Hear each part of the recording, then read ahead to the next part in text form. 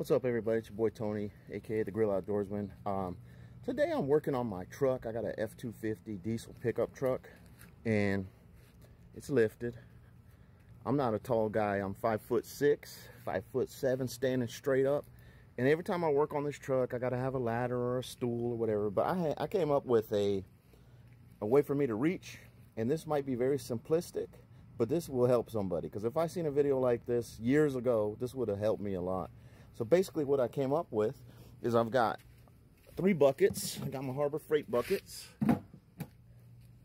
Okay?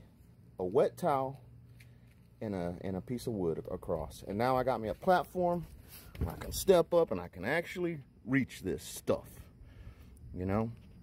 If this doesn't help you, this ain't for you. But if it does help you, hey, I'm glad I made the video.